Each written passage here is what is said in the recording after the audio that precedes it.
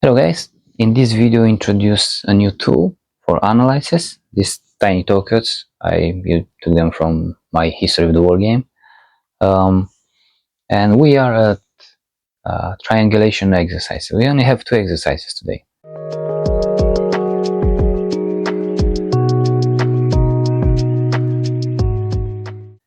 And those tokens will be very helpful to illustrate the corresponding squares.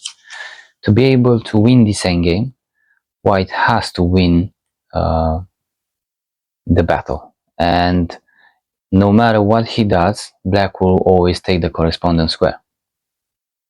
Luckily, white has a triangulation maneuver in place, and then he will pass the move to black and therefore win the endgame. But let's begin with the corresponding squares. If white will step on c3, the corresponding square for black will be e3. If white steps on c2, then black has to go to f4. And finally, if white will step on b3 square, the only corresponding square available for black will be f4, the one that he's sitting in this very moment. But what about if white then will step on b2? Does black have any available corresponding squares?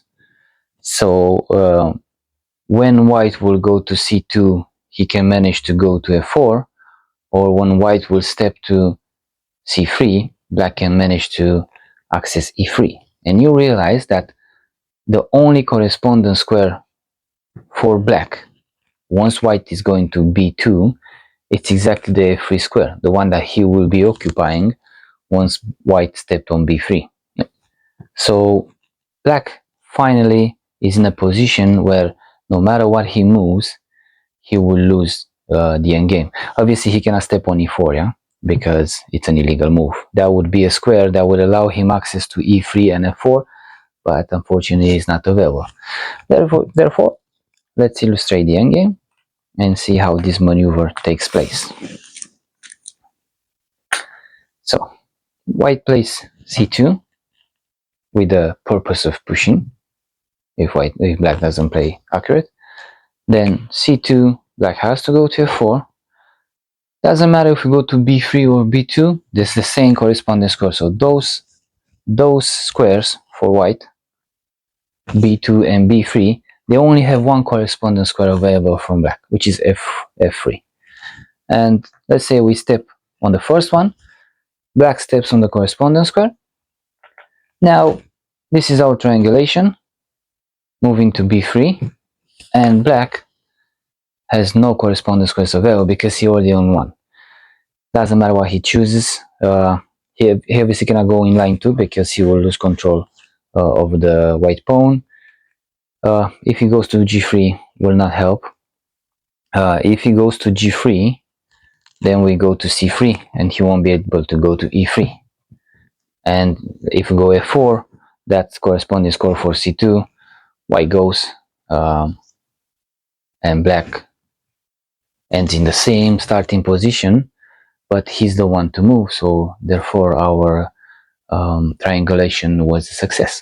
As you can see, the only option for black is to go back to f4, then we go to e2, black goes to d5, we advance, king to d5, yeah, we push, and now you might think that black managed to get a draw in this position once he stepped into c4.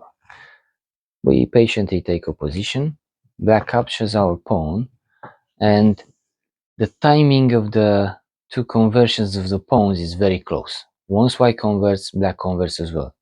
The issue for black will be his own position. White is pushing. Black has to go away from his pawn promotion, but his option is to try to prevent or slow down the white pawn. So he will go to c5. We take a position. Now it's pointless for black because he cannot advance the king and he will lose tempo. He's just pushing his pawn. We push.